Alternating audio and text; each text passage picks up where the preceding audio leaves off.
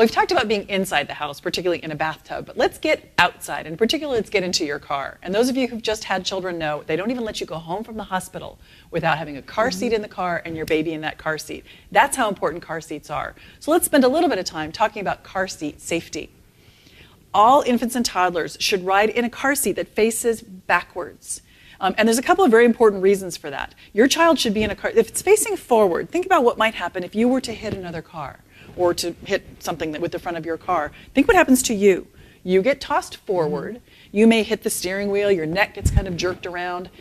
That was the same thing would happen to a baby. If that baby is turned around in that wonderful car seat that's like a little cocoon, and you hit something, the child is completely cushioned in that car seat and doesn't have any damage done. And in fact, Maureen and I have both worked in emergency departments for collectively almost, I won't even tell you, I think almost 50 years.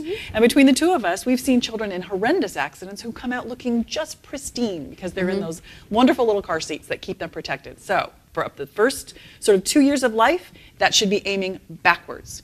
Also, if you have a car that has a front seat airbag, that car seat does not go in that front seat. It goes in the back, and actually just the rule is the car seat goes in the back seat facing backwards. It's kind of frustrating because you want to look at your baby while you're driving, and there are little mirrors you can use and other ways that you can do that. I know that Maureen had a few in her car that help you look at your child, but you still want your child back seat facing backwards. It's crucially important. The airbag problem, if that were to deploy, is it will hit the back of your child's car seat and cause damage. It could throw the child forward and cause the same problem we're trying to prevent in keeping the child in a car seat in the first place.